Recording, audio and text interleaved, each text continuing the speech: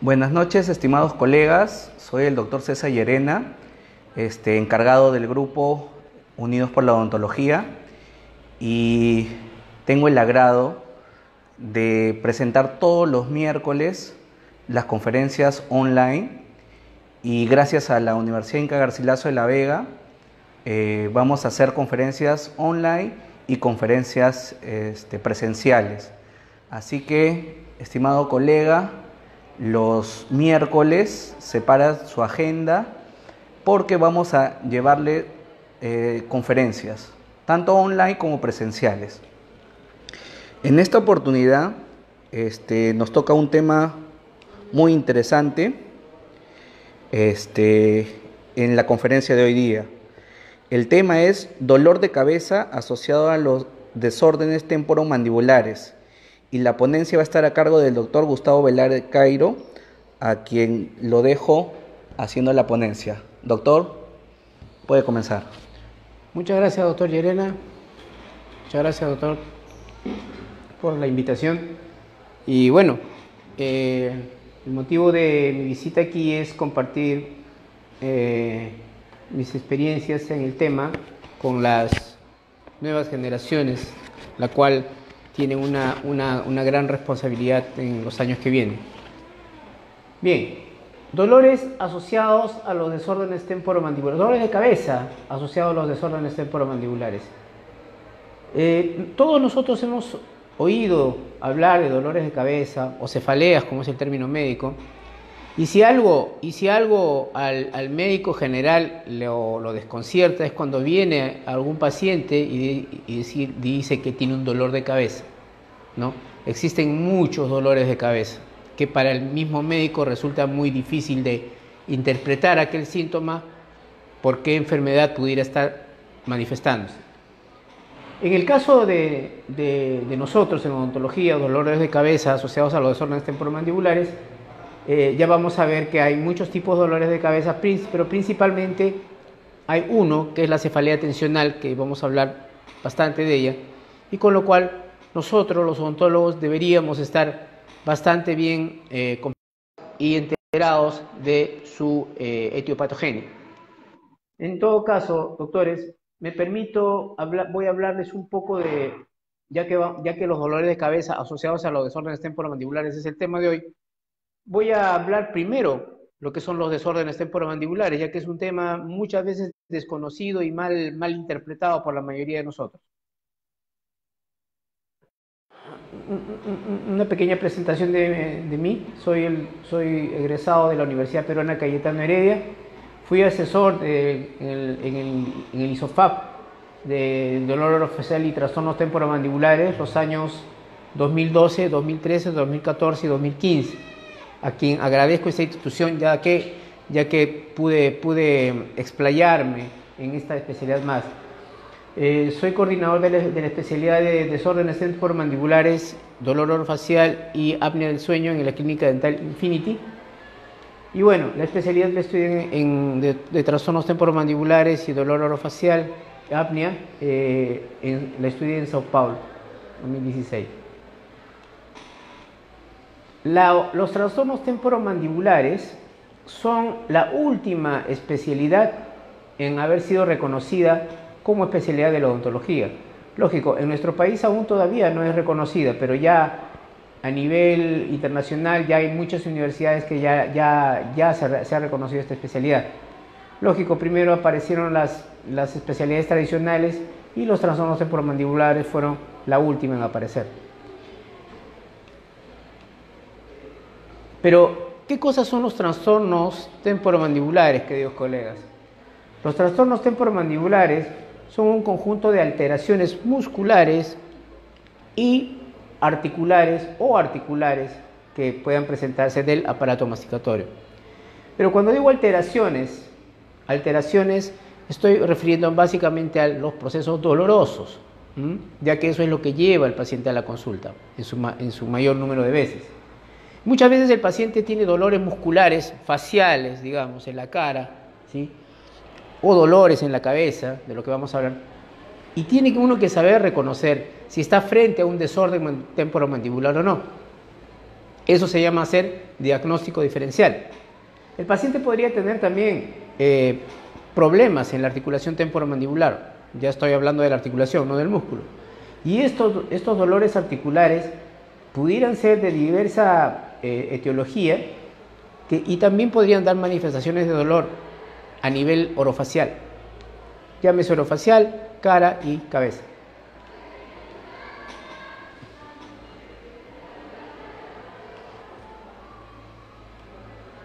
Pero lo que sin lugar a dudas, queridos colegas, nos importa y nos debe interesar a todos es hacer un buen diagnóstico. Sin un buen diagnóstico nosotros no vamos a poder tener éxito en esos tratamientos.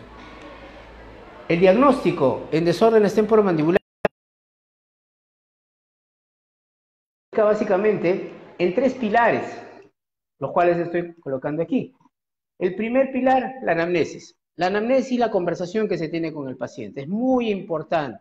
Viene el paciente y, por ejemplo, dice el paciente, doctor, tengo un dolor de cabeza. Ok, señor paciente, ¿dónde tiene su dolor de cabeza? El paciente va a decir de repente a ambos lados de la cabeza, el paciente de repente va a decir que el dolor de cabeza lo tiene a un lado de la cabeza nada más, o el paciente va a decir que se concentra el dolor en la nuca, va a dar una serie de interpretaciones a su juicio y por supuesto esa información para nosotros es muy valiosa para hacer los diagnósticos diferenciales. Hay pacientes que dicen, por ejemplo, doctor, me duele la cara en este sentido, doctor, en este sentido, de arriba hacia abajo, ¿sí? O el paciente puede decir, doctor, me duele la cara por aquí, mira, a nivel, me duele el ojo, me duele de repente el maxilar superior, de repente el maxilar inferior. El paciente prácticamente les está dando una clase de neuroanatomía. Si ustedes perciben lo que estoy tratando de decir, el paciente con su dedo, al decir que le duele el ojo o el maxilar superior o el maxilar inferior, el paciente está describiendo el nervio trigémino. Entonces, ese es un dolor neuropático. Pero todo eso, doctores, se saca en la anamnesis, en la conversación. Miren que al paciente aún no se le ve, no se le examina clínicamente, ni se le ha recetado radiografía o medicado o prescrito radiografías. Simplemente conversando. Y miren, no me equivoco al decir que la anamnesis es el 50% del diagnóstico. El 50% del diagnóstico, estamos hablando de la mitad del diagnóstico. Entonces, la anamnesis pues es algo que no podemos descuidar, ¿sí?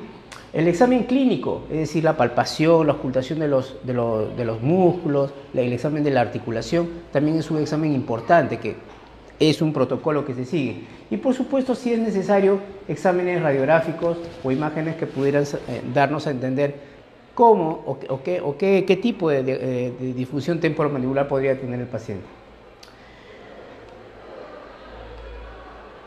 Entonces, doctores, ya que nos vamos a involucrar un poco en desórdenes temporomandibulares, vamos empezando con lo más simple, miren. Lo que al paciente le trae a la consulta generalmente es el dolor, ¿no? Y partimos por la anamnesis. Le hacemos preguntas muy simples al paciente. Por ejemplo, lo primero que tenemos que entender acá, doctores, es que si el paciente, una vez que hacemos el diagnóstico de dolor orofacial y una vez que llegamos a la conclusión que es un desorden temporomandibular, lo primero que tenemos que hacer es saber si ese dolor o si ese trastorno temporomandibular es de tipo muscular o de tipo articular, ya que los tratamientos van a ser muy diferentes, ¿no? Se habla de una placa miorrelajante. Doctores, yo he escuchado acá en Lima que le ponen placa miorrelajante a cualquier patología. Ese paciente tiene un problema de DM, placa miorrelajante, ¿no? El paciente tiene un problema articular, placa miorrelajante. Doctores, en difusión temporomandibular hay un montón de aparatos, hay muchos aparatos que vamos a ir viendo a continuación. La placa de Svet, el deprobador anterior, la placa reposicionadora, ¿no? Cada una de ellas va a depender del diagnóstico que uno haga. Aquí yo estoy veo con mucha pena que nuestros colegas usan para todo placa miorrelajante. No sé, es que sin ortodoncia para todas las moclusiones usaran arco de Holey, algo así. O sea, es ridículo, es absurdo en realidad. Entonces, doctores, lo primero que tenemos que hacer es saber si ese desorden temporomandibular es de tipo muscular o de tipo articular. Esa es la forma como debería manejarse este tipo de diagnóstico? Se hace preguntas simples al paciente. Mire, paciente, ¿tu dolor es constante o empeora con el tiempo? ¿No? ¿O este dolor que tienes te duele a veces o a veces no? Es una pregunta muy simple, ¿no? Tú al paciente le puedes preguntar, paciente, ¿tu dolor está ahí siempre fijo y empeora con el tiempo o es un dolor que va y viene? Si el paciente te dice, no, doctor, a veces me duele más, a veces no me duele, a veces hay días que me duele un montón, o sea, es un dolor que se puede denominar esporádico, o sea que no es un dolor que está ahí de la misma forma. Cosa muy distinta es que el paciente te diga, sí doctor, tengo ese dolor ahí siempre está ahí y empeora con el tiempo. Doctores, una forma de saber si el dolor es muscular o articular es que el dolor muscular es aquel que va y viene y el dolor articular es aquel que siempre está ahí. Por ahí ustedes tienen un punto de partida y hay que ir pensando si ese paciente tiene un problema de disfunción temporomandibular o muscular o articular con una pregunta tan simple como esta. El lugar, paciente, ¿dónde te duele? El paciente, pues, lógico, si le señala ahí, en la vida pues va a ser un dolor articular. El paciente se está señalando un músculo ahí. Miren, no les estoy hablando de un alto nivel de disfunción temporomandibular. Son cosas muy simples que hasta un alumno de pregrado lo puede hacer. Son preguntas muy simples con las cuales tú puedes ir dando un diagnóstico diferencial. Si el paciente tiene un trastorno muscular o si tiene un trastorno articular. ¿No?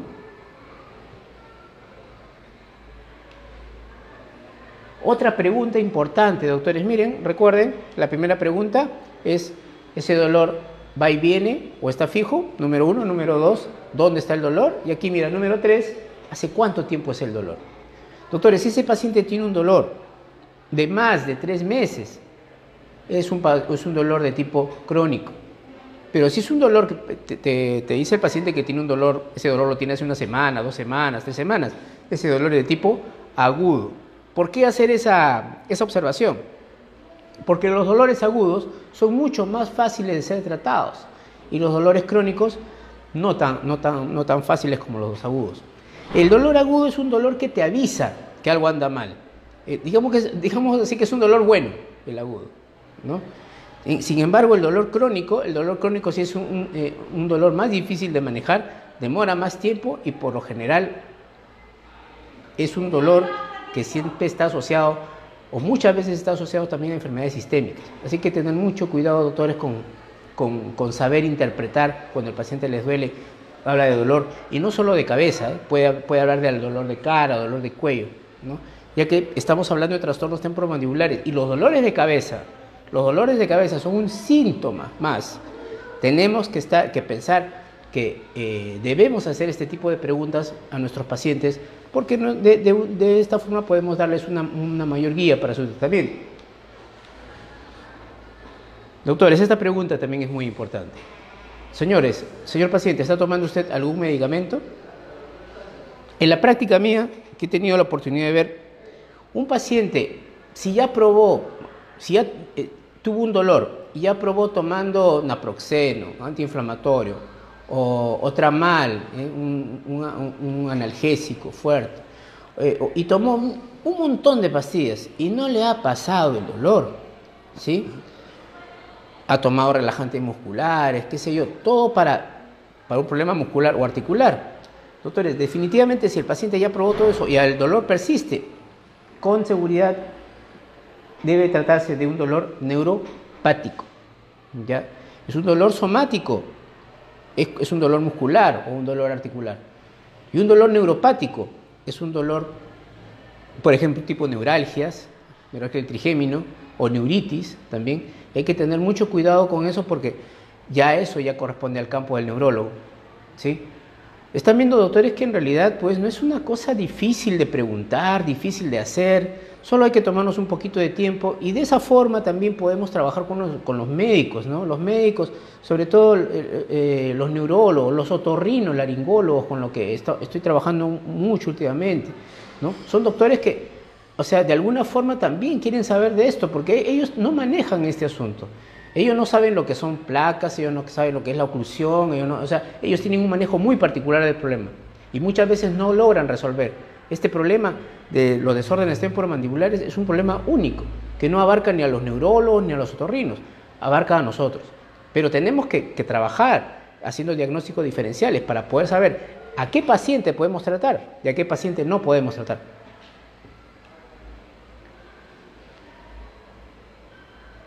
Mucha atención, doctores, con estas preguntitas. Seguimos en la anamnesis. Ya miren, a veces yo cuando doy cursos así de capacitación para jóvenes odontólogos, nuestros colegas están más interesados en hacer los aparatos, lo cual no está mal. Están más interesados en manejar el láser, el TENS, ultrasonido, lo cual no está mal. Pero yo nunca me voy a cansar de decir y de dar énfasis en que lo más importante de todo, doctores, en esta especialidad y en todas, asumo, es el diagnóstico. Si tú no haces un buen diagnóstico, no vas a saber qué aparato poner, no vas a saber cuántas veces al día o durante cuánto tiempo vas a atender a tu paciente. Por eso el diagnóstico es muy importante. Y esto, doctores, que muchos de nosotros estamos al día, o en el día a día familiarizados. Miren, amanece con la mandíbula cansada, ¿sí? Le han dicho si usted aprieta los dientes al dormir, le han dicho si ronca, tiene dolores de cabeza. Ojo, aquí están los dolores de cabeza, miren, como parte de una cascada diagnóstica. Amanece con dolores de cuello, todo eso, doctores. Y además, si se considera una persona ansiosa, una persona que está con estrés, una persona que podría estar atravesando por una depresión, ¿no? Cualquier desorden emocional, ¿no? Está asociado con esta enfermedad tan latigante, tan perniciosa, tan difícil de tratar que es el bruxismo. No hay cura para el bruxismo. El bruxismo es algo así como la diabetes, solo se controla. Es difícil curar el bruxismo. Yo escucho con mucha ¿cuál sería la palabra? Con mucha incredulidad cuando algunos colegas le dicen a sus pacientes que le van a curar el bruxismo. El bruxismo, doctores, se maneja, es lo más que podemos hacer. Con un buen diagnóstico, con un buen tratamiento. Por supuesto, el paciente tiene que ayudar, tiene que colaborar respondiéndote cada una de estas preguntas. Si da positivo, pues mira, si amanece con la mandíbula cansada, es porque ha estado apretando los dientes toda la noche. Si a alguien en su familia, generalmente el compañero de cuarto, el compañero de cama, la pareja, le ha dicho que aprieta los dientes al dormir, es un buen dato a considerar. La misma pareja es la primera en saber si ronca o no. De hecho, los ronquidos, las personas que roncan, tienen mucha relación con las personas que aprietan los dientes. Dolores de cabeza, doctores, si ustedes hacen la prueba y aprietan sus dientes bien fuerte, van a ver cómo les van a doler los temporales. ¿No? O sea, todas estas preguntas, dolores de cuello, los pacientes que aprietan los dientes al dormir también tienen dolores de cuello.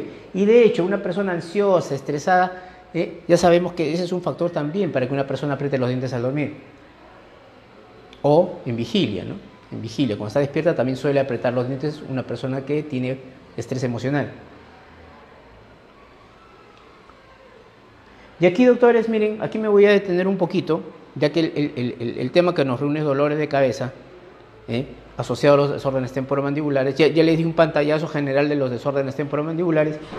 Y ahora miren, aquí podemos ver, cuando un paciente viene y te dice, doctor, tengo dolor de cabeza aquí, doctor, en la frente, aquí, y te dice más o menos, te describe esta área, mira, parte de la frente, parte de la nariz, parte aquí de la zona de los pómulos.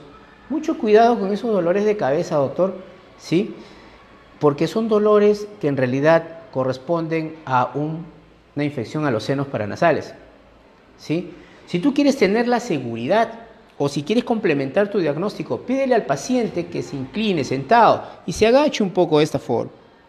Si el paciente experimenta un dolor aquí a nivel de la frente, es muy probable y es muy posible que tú puedas confirmar que se trate de una infección a los senos paranasales. De hecho, lo tiene que tratar el médico otorrinolaringólogo, ¿sí? Le pedimos una interconsulta con él. Esta cefalea, bueno, que aquí en realidad es la cefalea clúster o en racimos, es un tipo de dolor de cabeza que ocurre generalmente a un lado de la cara y se concentra en un ojo.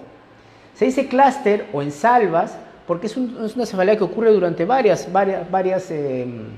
episodios en el día. Ocurre generalmente a un lado nada más y se concentra en el ojo. Este tipo de cefalea, ¿sí?, que puede proyectarse un poco hacia la frente y un poco hacia la zona de la cara, pero principalmente en el ojo, es una cefalea que tiene que ser tratada por el médico neurólogo, ¿sí? Me voy a saltear esta porque voy a hablar un poquito más por tensión para hablarte un poco de la migraña, doctor. La migraña es generalmente un dolor que te da en toda la hemicara de un lado. Migraña dice que viene del latín hemicrania, ¿sí? Hemicrania, hemi significa la mitad, cráneo significa cabeza. Entonces por eso le han puesto migraña. Aún que le duele la cabeza, un lado de la cabeza, la mitad de la cabeza, a un lado. Por eso le dicen migraña o hemicrania, como se conoce en su raíz etimológica.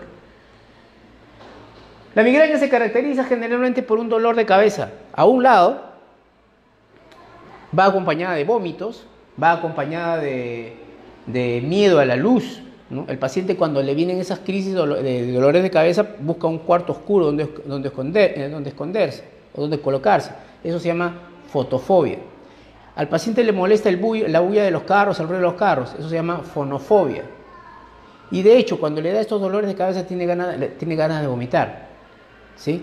Mucha atención con estos dolores de cabeza, doctor, porque se confunden con dolores de trastornos temporomandibulares. Por supuesto, esto también tiene que ser manejado por el médico neurólogo. La migraña, la cefalea clúster, tiene que ser manejadas por el neurólogo, y la sinusitis por el otorrinolaringólogo. Y aquí, doctor, me voy a detener un poquito. La cefalea tensional o por tensión. Muchos se preguntarán, pero entonces la cefalea tensional es una cefalea o un dolor de cabeza asociado a cuando uno está tenso. No, no es así. La cefalea tensional quiere decir que tienes tensados los músculos. Se trata de una tensión muscular. Se trata de una afección o un dolor de cabeza muscular. O sea, aquí no estamos hablando de la migraña. La migraña tiene un problema aquí cerebrovascular, dentro del cerebro. Lo mismo ocurre acá, la cefalea clúster a nivel del hipotálamo, y lo mismo ocurre, la sinusitis ocurre básicamente una infección a los senos paranasales. La etiopatogenia, que es muy diferente, doctores, esta cefalea tensional se debe a que están tensos los músculos de la cabeza, principalmente los temporales, ¿no? Principalmente los temporales, y generalmente ocurre a ambos lados de la cara. Eso es un dato muy importante para que ustedes puedan saber si ese paciente tiene una cefalea y qué tipo de cefalea es. Estas son las más comunes, pero esta es la que sí podemos tratar, la cefalea tensional. Y hacer el diagnóstico es muy simple. Se le pregunta al paciente dónde le duele, y el paciente, si te dice que le duele a ambos lados de la cabeza, ¿no?, está hablando de una cefalea tensional. Si además de eso le preguntas, paciente, ¿y ese dolor de cabeza va acompañado con vómitos, miedo a la luz? No, doctor, no, yo no tengo vómitos, no tengo miedo a la luz, solamente es este que me aprieta como un gorro. Es una cefalea tensional. O sea, hay muchas formas. Lógico, doctor, y aquí quiero que sea bien claro. Nosotros no podemos decir que es una cefalea tensional solo con estos datos. Nosotros tenemos que saber, por ejemplo, si el paciente bruxa. Nosotros tenemos que también saber si el paciente tiene ansiedad. Nosotros tenemos que también de alguna forma ver, hacer preguntas o aunar más datos para saber si es una cefalea tensional. No podemos solamente con el dolor de cabeza o con este dato saber si el paciente tiene un trastorno temporomandibular. ¿De acuerdo? Bien, las cefaleas primarias, la migraña, la cefalea tipo tensional, la cefalea por infección a los senos paranasales y la cefalea en salva o clúster, ¿sí? Las cefaleas primarias son así, ¿no? La migraña, como dije hace un momento, es un dolor de cabeza que tiene que ser tratado por el neurólogo. Lo mismo que la infección a los senos paranasales, perdón, a la cefalea cluster, que tiene también que ser tratada por el neurólogo. Y esta aquí, la infección a los senos paranasales, entra a tallar el otorrino con sus apreciaciones propias o sus diagnósticos propios. Y esta es la cefalea, doctores, la de tipo tensional, que podemos manejar fácilmente, miren, con deprogramadores anteriores, fácilmente con placas miorelajantes. Los médicos, los otorrinos, los neurólogos no saben de placas miorelajantes, ellos no saben de oclusión, ellos no saben de tomar impresiones, no saben de eso. Sin embargo, ellos muchas veces, y yo he estado presente, miren, yo he estado presente en el momento que el neurólogo decía, este paciente tiene una neuralgia del trigémino. Sin embargo, no tenía una neuralgia del trigémino, tenía un desorden temporomandibular. Lógico, yo no podía decir nada en ese momento. Estaba haciendo yo una visita en Sao Paulo, en Brasil, en una conocida clínica, y me mandaron a hacer un stage ahí con el neurólogo. Tuve la oportunidad de estar con el neurólogo porque era mi interés hacer diagnósticos diferenciales, lo mismo con el otorrino, pero en ese momento estaba con un neurólogo y era un neurólogo famoso. Yo estuve con él y el neurólogo decía, bueno señor, usted tiene una neuralgia del trigémino.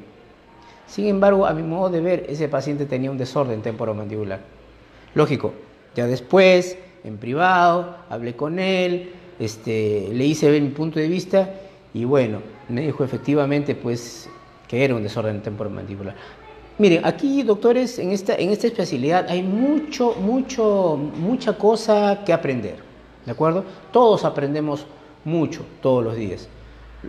Tenemos que guardar una posición de humildad, ¿sí? Abrir bien, a prestar bien atención a todos los que nos dicen, todos, hay que escucharle a todos y todo.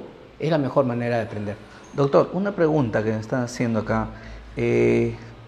Un paciente que recibió quimioterapia por 2 años, de 60 años, tiene dolor a nivel del ATM. ¿Qué exámenes auxiliares le pediría? Bien, buena pregunta el doctor. Mire, doctor, si usted quiere hacer una evaluación del ATM, ¿sí? Auxiliares, para esto, mire, doctor, lo que manda es la clínica. Haga un buen examen clínico primero. De acuerdo al examen clínico, usted puede solicitar las imágenes o las radiografías que usted necesite como exámenes auxiliares. Por ejemplo, le digo, si el paciente tiene, por ejemplo, abre la boca bastante y se le desvía, y tiene una hiperlaxitud, por ejemplo, y abre mucho la boca y la boca se le mueve de un lado a otro, y hay ruidos, probablemente ese paciente tenga una subluxación mandibular. Un examen auxiliar en ese caso podría ser una escanografía de ATM. Si el paciente tiene ruidos al empezar a abrir la boca y se ve que al llevar a relación céntrica hay dolor en la articulación y usted sospecha que el paciente tiene un problema discal, ojo, ya no estoy hablando del cóndilo, sino del disco articular, como examen auxiliar usted podría mandar una resonancia magnética. Si a la inspección de los ruidos usted percibe que los ruidos que tiene el paciente son así como la clavija, como el papel cuando se arruga, cuando el paciente abre y cierra la boca, si emite esos sonidos así como si estuviera usted agarrando un papel que se arruga, probablemente el paciente tenga una enfermedad degenerativa, una osteoartrosis, una osteoartritis, en cuyo caso habría que mandar una tomografía, un combin. O sea, en pocas palabras lo que le digo, doctor, después de hacer usted su examen clínico, puede usted prescribir o mandar los exámenes complementarios que necesite. Habría que primero evaluar al paciente, habría primero que saber qué examen, qué arroja el examen clínico para mandar los exámenes auxiliares que necesita. Sin embargo, usted me está hablando de un paciente que está recibiendo quimioterapia, asumo que tiene un cáncer, ¿no? Habría que ver qué cáncer es, si es un cáncer intracraneal, ¿no? Habría que hacer un mayor estudio, pero de partida, mire, puede usted irlo manejando de esta forma. Perfecto, doctor. Puede continuar. Ok, gracias. Y volviendo a los dolores de cabeza, miren, otra forma que ustedes tendrían que tener presente, doctores, miren la sinusitis, miren el área que está siendo comprometida en este caso, ¿sí? La nariz, ¿no? A la altura de los senos maxilares, aquí los senos esfenoidales. Es un dolor muy típico de las infecciones de los senos paranasales y se encuentra mucho en nuestra consulta. Yo siempre que veo esto, y además del datito este que el paciente que se incline y al inclinarse le comienza a doler más la frente, yo inmediatamente lo mando al otorrino. Ya es los otorrinos, miren doctores, no tengan ¿cómo emplear una palabra normal para que se me entienda? Sobre todo los jóvenes, no tengan cosa de mandarle al médico. El médico no va a decir hoy que eres poco competente, que tú no sabes. No, miren, ahora tengo, como le estaba diciendo aquí a los doctores Temoche y Llerena, tengo la alegría de que los médicos, sobre todo los jóvenes, los otorrinos y neurólogos de 30, 40 años, me están buscando para compartir, o sea, hacer diagnósticos diferenciales. Lo que no ocurría cuando yo tenía pues la edad de los doctores, ¿no? Yo cuando tenía 30 años, 35, los médicos de ese entonces me miraban ahí por encima del hombro. Y te sabe de muelas, de dientes, nada más. Pero doctores, una cosa, creo que en gran culpa la tenemos nosotros. Porque nos hemos limitado solamente a un área de nuestra profesión. Recordemos que la boca es parte del cuerpo humano. Muchas veces nos olvidamos de eso. Muchas veces los dentistas solamente pensamos que los dientes nosotros estamos para los dientes y los médicos están para todo menos para los dientes. Y eso no es así. El cuerpo humano es uno solo. Esa reflexión quiero dejarles hoy día. La cefalea en racimos o la cefalea clúster, como mencioné hace un momento, generalmente se concentra en el ojo. Y a veces se da un poquito a la frente, ¿no? A veces se confunde un poco con un dolor de migraña, se confunde un poquito con la cefalea tensional, pero miren, en este cuadrito se ejemplifica bien fácilmente las diferentes áreas que están comprometidas. Aquí la migraña, ¿no? Que es con la que los que manejamos dolor facial nos topamos mucho, y por supuesto aquí está nuestra cefalea tensional, que sí podemos resolverla con los aparatos tradicionales que se nos ha enseñado a hacer. Miren, para manejar la cefalea tensional, doctores, hasta un deprogramador anterior bien hecho sirve. Un deprogramador anterior bien hecho sirve.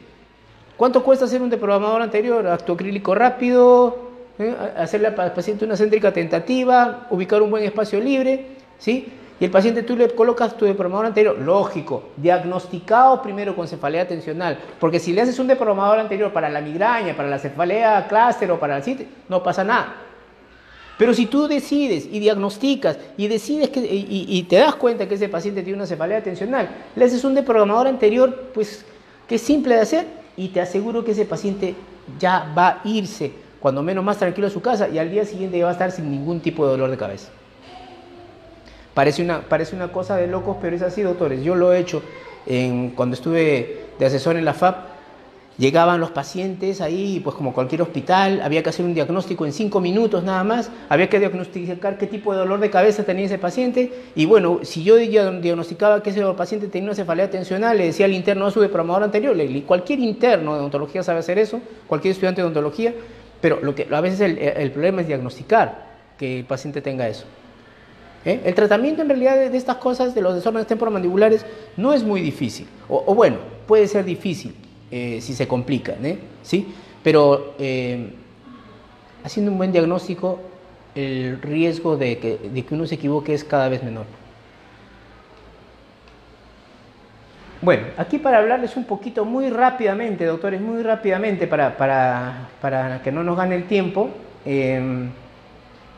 la migraña es un problema que ocurre a nivel cerebral intracraneano, ¿no? Donde están comprometidas las arterias y venas principalmente del polígono de Willis, ¿no? Es una de las teorías de las que nos hablan los neurólogos que ocurre en la migraña, ¿no?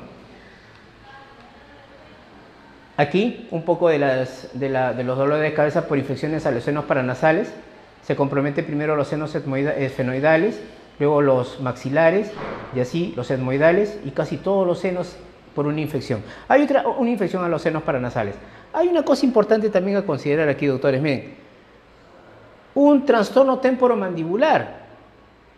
Si el paciente tiene un dolor de cabeza o dolor a nivel de la mitad de la cara por un trastorno temporomandibular, un trastorno temporomandibular nunca te va a dar fiebre. Sin embargo, una infección a los senos paranasales o cualquier infección, ya sea viral o bacteriana, da fiebre por lo general. Por ahí también tienes otra forma de hacer diagnóstico diferencial.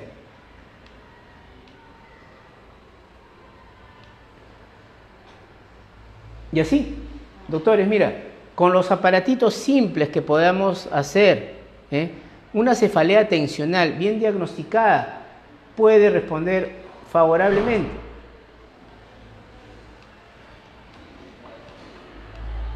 Mira, doctor, una cefalea tensional o un dolor por tensión muscular, que es lo mismo, puede ser trabajada con un deprogramador anterior, como el que está acá, con una placa miorrelajante, como la que está acá, o si esa cefalea tensional es por un mioespasmo, puede ser trabajada con una placa de Svec, como la que está acá. Ese es nuestro campo, nosotros lo podemos hacer. Lógico, doctor, no es tan simple como, o sea, esta explicación es con fines didácticos, pero hay que hacer una evaluación más completa para poder hacer un mejor diagnóstico, pero la cosa va por ahí, ¿no? El mensaje es ese, que nosotros podemos, el único dolor de cabeza que nosotros podemos resolver llegar a buen término a resolverlo, son con estos aparatos que puedes ver acá. Hay que diagnosticar bien nomás, solo eso.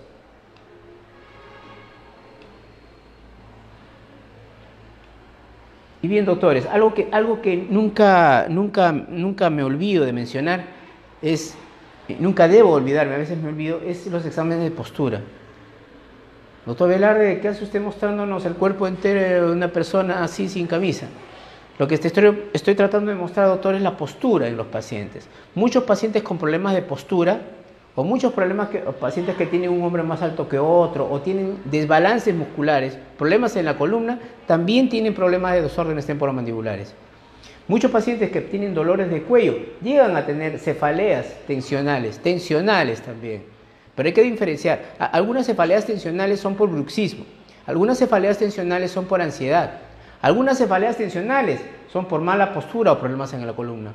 O sea que fíjate que estamos viendo varias cositas, doctor, que en realidad no son difíciles de percibir, sin embargo pueden dar muchas luces a nuestro entendimiento. Y ya para ir terminando, hay que recordar que la clínica es soberana, doctores. O sea, te decía de la anamnesis, te decía del examen clínico, te decía de los exámenes de las imágenes. Aquí en difusión temporomandibular tenemos también, como en otras especialidades, puedes tomar resonancia magnética, puedes mandar a tomar tomografías, como el doctor que hizo la pregunta hace un ratito, puedes mandar escanografías, todo eso está bien, doctor, pero la anamnesis y la clínica es lo que va a decidir el diagnóstico diferencial en realidad. Bueno, hay un poco para que veas de las imágenes. Hay un tipo de radiografía que se llama escanografía de ATM, que es esta. Las tomografías para ver principalmente enfermedades degenerativas. Muy rápidamente, la resonancia magnética nuclear. Y esto de aquí, doctores, y con esto termino, doctor Llerena, disculpe el tiempo, ya con esto termino, es lo que está de moda en Brasil para hacer diagnóstico de dolor, no solo de cabeza, sino de cualquier tipo de dolor. Es la famosa cámara infrarroja, ¿ya? Esta cámara, a diferencia de las demás imágenes que conocemos, no irradia. O sea, el paciente no lo irradia. El paciente, ¿cómo trabaja esto? El paciente tiene un calor. Todos nosotros tenemos un calor. Y ese calor es captado por esta cámara infrarroja. Y esta cámara infrarroja, por un software que tiene incorporado acá, va detectando dónde el paciente puede estar redoliendo, dónde tiene el dolor. Tiene un dolor neuropático, tendrá un dolor en los senos paranasales, tendrá un dolor por cefalea tensional, ¿sí? Este aparatito ayuda mucho a hacer diagnósticos diferenciales. Pero insisto nuevamente, esto tampoco no es que decidas qué hacerle al paciente. Lo que decide el paciente, esto es una ayuda, como las demás radiografías. Lo que manda y va a mandar siempre va a ser la clínica, por cierto. Y una mención muy especial a mi profesor Roberto Maciel, que con él es el que me capacito cada cierto tiempo, converso con él todos los días, es mi mentor, ¿ya? Con él estuve haciendo y hago stage con él, ahí en la clínica donde él labora, en Sao Paulo. Ahí miren, aquí pueden ver las imágenes de la cámara infrarroja con la que él trabaja. Y por supuesto, doctores, las bibliografías que siempre recomiendo. Últimamente está el libro de Okeson, que para mí sigue siendo el mejor. Han salido otros, pero créanme, para diagnóstico es el mejor libro que pudieran, ya que la audiencia es mayormente joven. Este es la Biblia en lo que es difusión temporomandibular. Y otros libros como el libro de Botino, ¿no? De Brasil, que también son bastante buenos. Bueno, doctores, espero les haya servido esta maratónica. Doctor, lo voy a molestar con un par de preguntas, por favor. No, con lo que gusten, lo que gusten. Sí, sí. Bueno, agradezco pues la invitación al doctor Llerena, al doctor Temoche.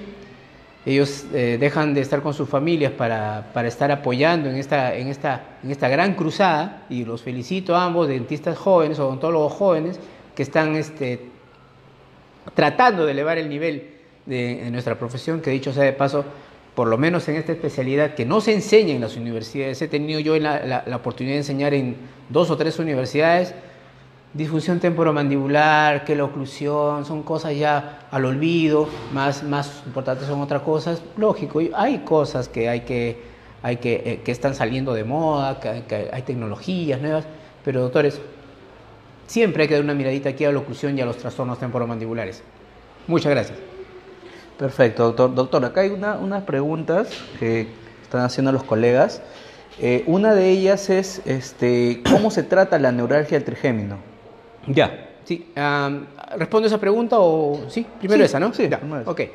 Bueno, doctores, antes que nada, la neuralgia del trigémino es una neuralgia, ¿no?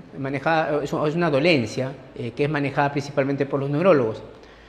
Hasta donde yo sé, y he tenido oportunidad de ver, se le receta Tegretol, benzacapinas, y una serie de fármacos, los cuales tienen un éxito relativo, ¿ya?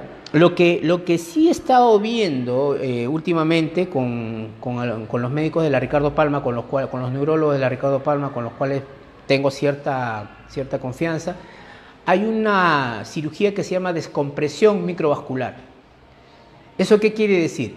La neuralgia del trigémino, ¿qué ocurre? Normalmente los vasos sanguíneos están pegadas al nervio trigémino, ¿no? A una de las ramas del nervio trigémino.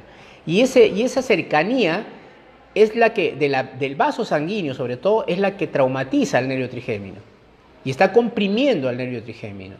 En dicha cirugía lo que se hace es separar un poco las estructuras anatómicas de los vasos sanguíneos del nervio, y se consigue esa descompresión y el nervio trigémino deja de doler, la neuralgia de trigémino comienza a erradicarse y ya el paciente termina sin dolor.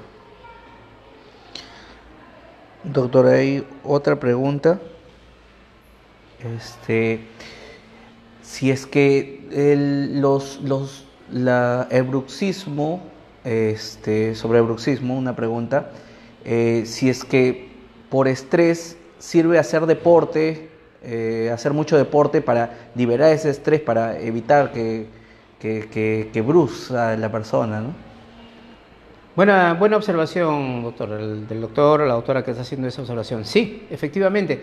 Miren, el bruxismo tiene un abanico muy grande de etiologías. De hecho, una de las etiologías del bruxismo, o uno de los factores del bruxismo, es la ansiedad y el estrés. De hecho, si tú tienes tu paciente con bruxismo, y con esto, doctor, me detengo 2 minutos aprovechando la pregunta, no vayas a hacer ortodoncia si sospechas que tu paciente bruxa. No vayas a hacer grandes rehabilitaciones si tú sospechas que tu paciente bruxa. Tus carillas van a salir volando, tus braques se van a salir, amén de que el paciente va a sentir dolores musculares después. Y con respecto a la pregunta que están haciendo, sí, efectivamente, se puede aconsejar al paciente que haga, por ejemplo, yoga, o que haga lo que el paciente sienta, que se relaje, una actividad productiva para el paciente, para desestresarlo, si cabe la palabra, ¿no? Por supuesto, el estrés es una palabra muy genérica, ¿eh? El estrés, una persona estresada puede ser que tenga ansiedad, puede ser que tenga depresión, y si llega a niveles muy altos, tendría que hacer una consulta con el psiquiatra, y no es para tener pena, ¿eh? O sea, el psiquiatra es un médico más, te recetará ansiolíticos, antidepresivos en un primer momento, y lógico, con las terapias conductuales que tú puedas hacer de yoga, dibujar, hacer algún deporte, como está mencionando aquí, va a ayudar efectivamente, sin lugar a dudas. Doctor, ¿pueden aparecer los desórdenes en niños? Sí, sí, y qué bien que hayan tocado ese tema, porque antes no existía una cosa que ahora que se llama bruxismo infantil. He tenido ahí en la Fuerza Aérea, donde he estado haciendo, trabajando, ahí laborando como asesor de ATM, a los pocos días que estuve ahí me llamaron de pediatría. De pediatría. O sea, yo nunca en mi vida, hasta esa vez, y te estoy hablando desde el 2012, hace 6 años, me llamaron de pediatría. Doctor Velarde, acérquese a pediatría. Y digo, ¿y qué voy a hacer yo en pediatría? ¿Paciente de ATM en pediatría? Sí, efectivamente, había una niñita que tenía un dolor muscular en los maceteros que parecían unas odontálgicas, un dolor de muela, como un dolor de muela, igualito. Le examiné y todo, y la niña tenía, por supuesto, una cosa que se llama bruxismo infantil. ¿Ya? Ese bruxismo, de hecho, como cualquier bruxismo, causa desórdenes temporomandibulares.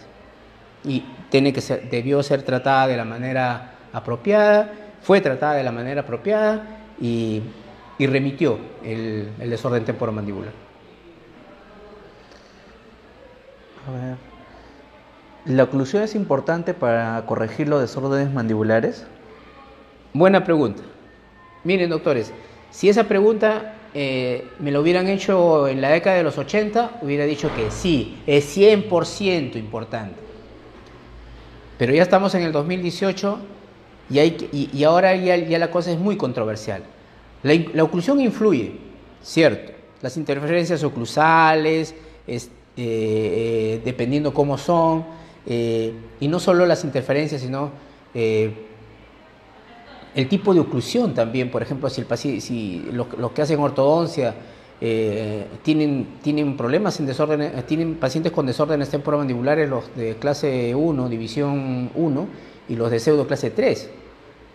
No existe una relación causa-efecto, ¿eh? No existe una relación causa-efecto. O sea, no es que porque tenga pseudo clase 3, por ejemplo, va a tener un desorden temporomandibular, pero hay una relación.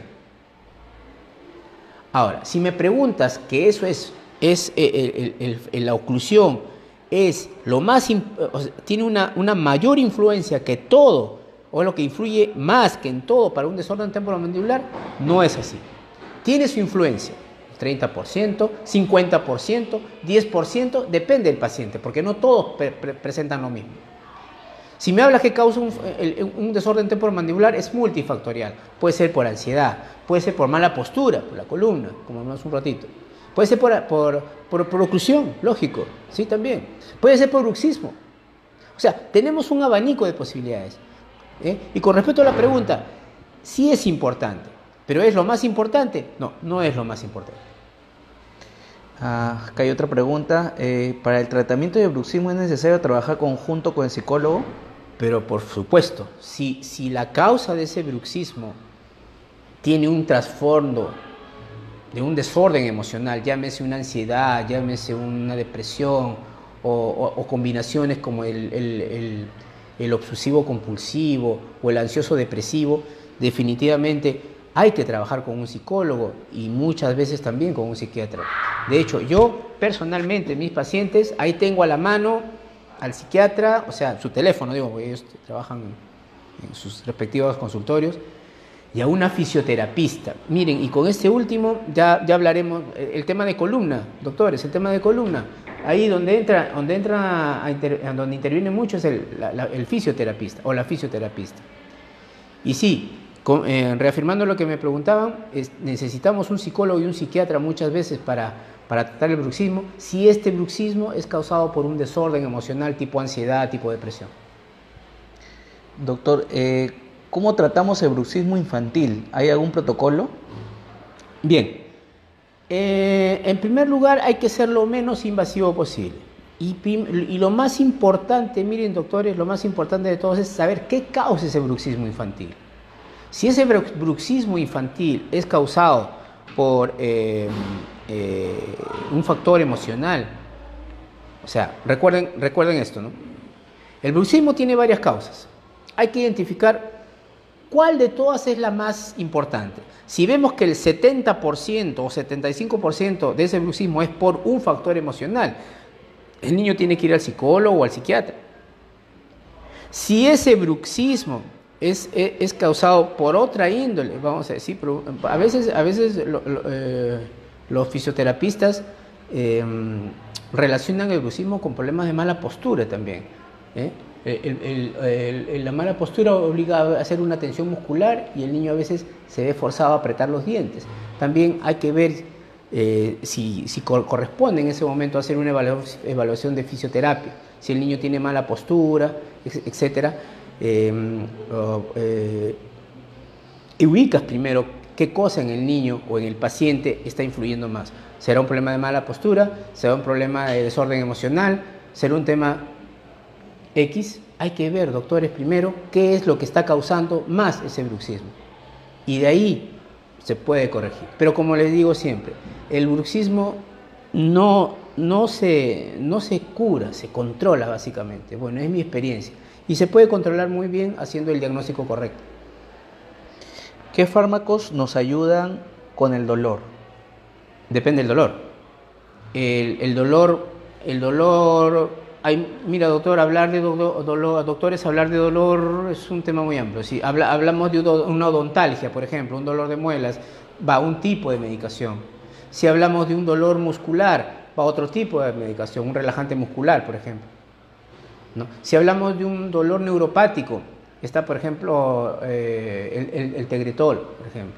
O sea, el tipo de dolor, primero hay que definir para que tú digas qué tipo de fármaco vas a emplear. A ver, una pregunta acá. Me dices, si los colegas sufren de esta patología, ¿existe un protocolo de atención y dónde? ¿Quién lo evalúa? ¿El neurólogo, el fisioterapista, el traumatólogo? A ver, ¿cuál es la pregunta? O sea, si es que uno, como odontólogo, el odontólogo padece de esta patología, ¿existe un protocolo de atención y en dónde?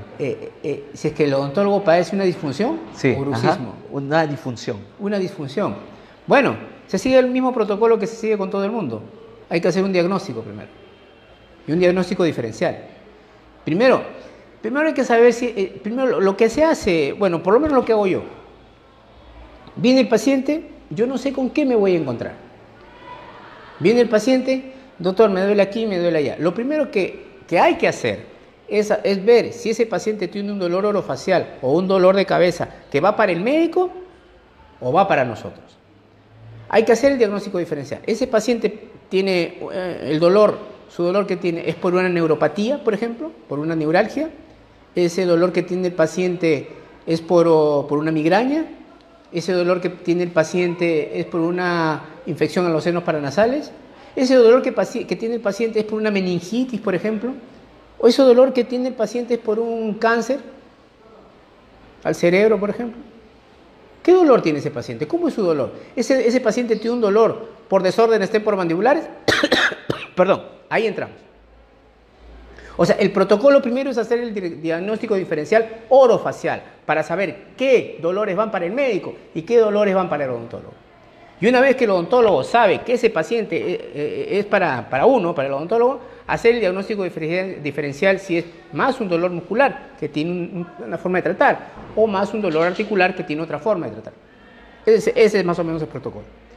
Doctor, ¿cuándo se hace cirugía en desórdenes temporomandibulares y a qué especialidad se manda? Bueno, la cirugía que se hace en odontología, ya sea en desórdenes temporomandibulares o en ortodoncia o en lo que corresponda a nuestra área, pues lo hace el cirujano maxilofacial. Ahora, ¿qué tipo de cirugías son las que mayormente tienen relación con estos desórdenes? Las enfermedades degenerativas, por ejemplo, los desarreglos internos. El disco articular a veces se sale de su sitio, se luxa, ¿no? Y muchas veces se luxa de una forma que es muy difícil tratarlo de la forma convencional. Ahí, por ejemplo, en este caso, un desarreglo interno, o sea, un problema discal, tiene que ser tratado por el médico o por el cirujano maxilofacial, o bucomaxilofacial, como se le conoce también. ¿Cuál sería el tratamiento adecuado para un paciente que tiene contracción muscular y aprieta los dientes involuntariamente? Bueno, un paciente que aprieta los dientes definitivamente es un problema con bruxismo. Ahora, un paciente con contracción muscular, una contracción muscular puede tener ser manifestación de un mioespasmo, ser manifestación de un dolor muscular local, o ser de manifestación de una cocontracción protectora, o de una miositis. Es decir, hay una amplia gama de patologías musculares que tienen a la contracción muscular como signo. Habría que definir qué tipo de patología muscular está teniendo ese paciente para decidir su tratamiento. En una disfunción cráneo-mandibular, ¿cuál es el protocolo de diagnóstico? Bien, en una disfunción cráneo-mandibular, o en un desorden temporomandibular, o en un trastorno temporomandibular, que es lo mismo, el protocolo, para ponerlo aquí de nuevo, que es importante que lo recuerden,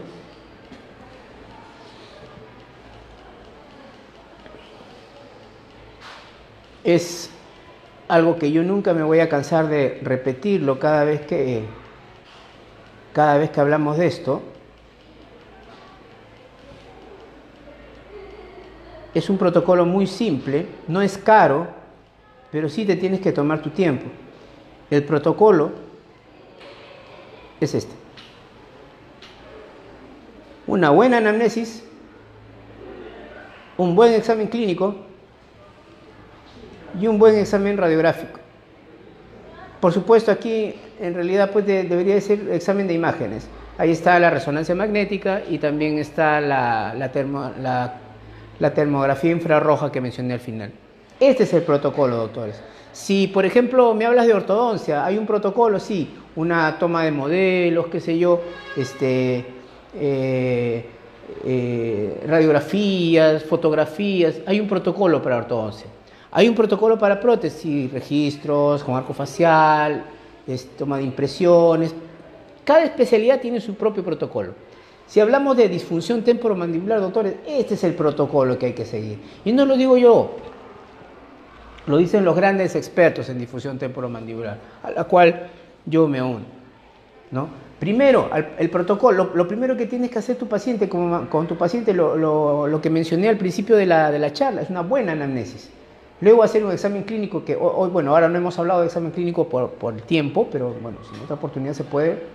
Y por supuesto hay que hacer un examen de imágenes, un examen radiográfico. Estos tres son los pilares importantes para el protocolo de un diagnóstico en difusión temporomandibular. ¿En el anamnesis incluye algún índice específico como por ejemplo el de Helkimo? Helkimo. El índice de Helkimo o el de Cross-Poulsen, que es otro también. Todos los índices, doctor, son importantes, todos los índices son buenos. El de Helkimo personalmente está un poquito desfasado, personalmente. Por supuesto, sin ofender a las personas que lo usan, yo soy muy respetuoso de eso. Te digo, mi parecer, mi experiencia es que el índice de Helkimo no es muy práctico para fines clínicos. Es mejor para mí el de Cross-Poulsen.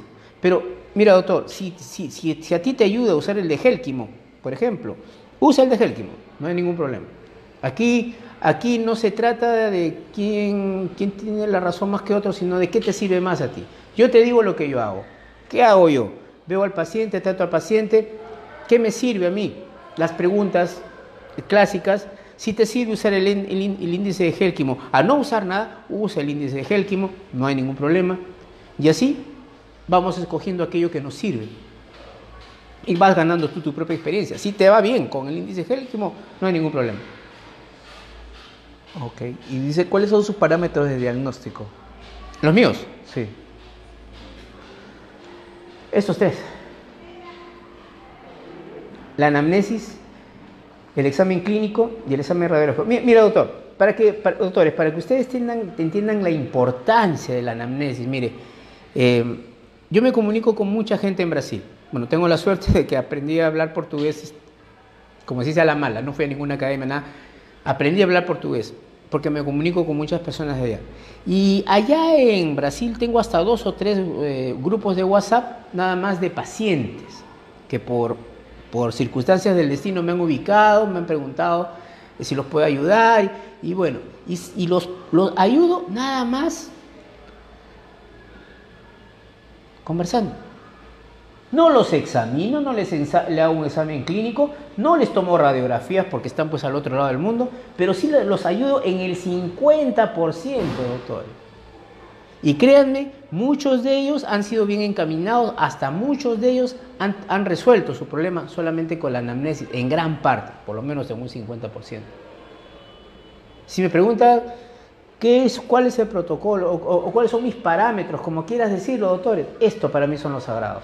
Con esto trabajo hace más de 18 años y como te repito, no lo digo yo, no los grandes expertos en disfunción que aquí en Latinoamérica hasta hace poco hubo un congreso, volvieron a tocar el mismo punto, aquí en Lima. Se juntaron los mejores de disfunción de ATM, aquí de Latinoamérica, hace poco en el Hotel Boulevard, al cual tuve la suerte de asistir, y volvieron a tocar este tema, que es la forma más profesional de abordar este tema. Perfecto, doctor. Creo que hasta ahí han sido todas las preguntas. La gente está muy entusiasmada, está muy agradecida con usted. Yo particularmente le agradezco mucho que se haya tomado el tiempo de venir y de hacer toda esta exposición a todos los colegas que lo están viendo vía online. Y para todos los colegas, vamos a seguir haciendo estas conferencias online y también presenciales, así que recuerden unirse al grupo Unidos por la Odontología, y gracias nuevamente a la Garcilaso de la Vega por estar comprometido siempre con el desarrollo de los colegas. Muchísimas gracias a todos, buenas noches. Buenas noches.